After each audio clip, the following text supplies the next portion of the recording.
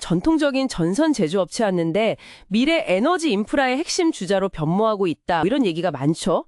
대한전선의 어떤 구조적인 변화, 특히 고부가가치 사업으로 전환하는 모습이라던가 또 탄탄해진 재무 상태, 미래 먹거리 HVDC 또 해적 케이블 시장 선점 전략 이런 핵심들을 좀 짚어보는 거죠. 21년 호방그룹에 인수된 이후의 변화인데 이게 아주 극적이더라고요. 단순히 간판만 바꾼 게 아니고 사업 포트폴리오 자체가 완전히 달라졌어요. 저수익 사업들은 좀 비중을 줄이고요. 초고압, EHV 케이블이나 해적 케이블 같은 고수익 제품 중심으로 확 바꿨죠. 2024년 기준으로 보니까 초고압 비중이 21%고 특히 수출 비중이 71%나 된다는 거 이거 정말 인상적이네요. 유럽하고 미주 쪽의 기반을 잘 닦아놓은 것 같아요. 맞아요. 근데 여기서 진짜 중요한 건 단순히 숫자만 바뀐 게 아니라는 겁니다.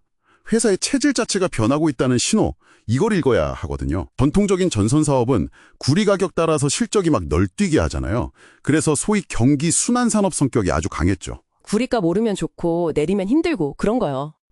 그런데 초고압 케이블, 특히 마진 좋고 변동성 적은 수출 물량이 늘어나면서 이런 굴레에서 벗어나고 있는 모습입니다.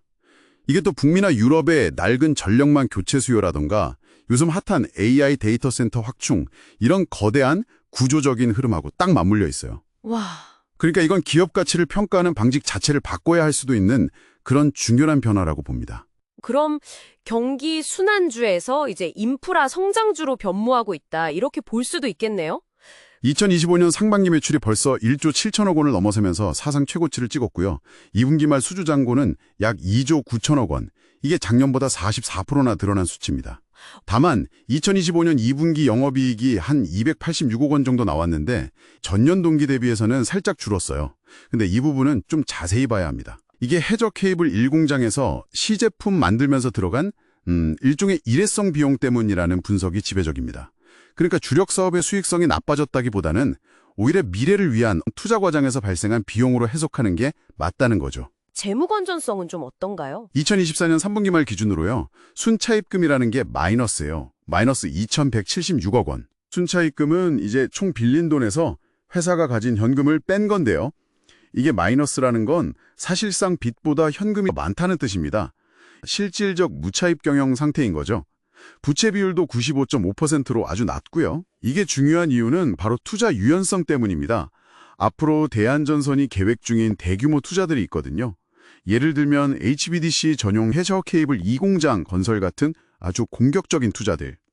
이런 걸 외부 자금 조달에 크게 의존하지 않고 자체 현금으로 그냥 밀어붙일 수 있다는 의미입니다. 그러니까 경쟁사들보다 더 빠르고 과감하게 투자하면서도 재무 리스크는 줄일 수 있는 아주 강력한 무기를 손에 쥐었다 이렇게 볼 수 있는 거죠. 그럼 그 미래 성장 동력, HVDC와 해적 케이블 얘기를 좀 더 해보죠.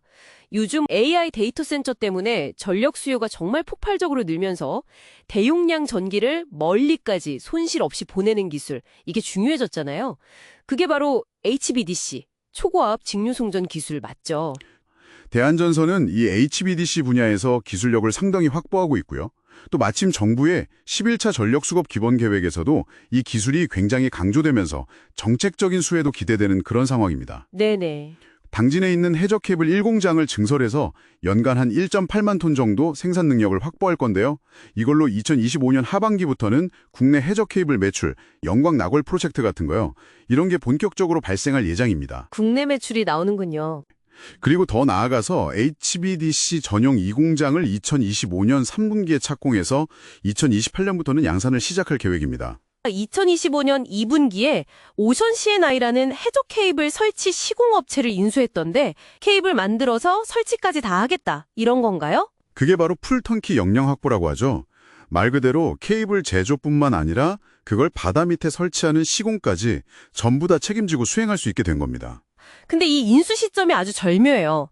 해적 케이블 매출이 이제 막 본격화되기 직전에 이 역량을 확보한 거거든요. 이제 대형 프로젝트를 수주할 때 외부 업체에 의존할 필요 없이 처음부터 끝까지 직접 다 수행하면서 수익성을 극대화할 수 있는 아주 강력한 경쟁 우위를 갖게 되는 거죠. 모든 게 다 순조로워 보이긴 하는데 그래도 위험 요인은 없나요? LS전선과의 경쟁이 좀 치열하고 특히 해적 케이블 공장 설계 노하우 유출 의혹 관련해서 경찰 수사가 진행 중이라는 내용이 있던데요.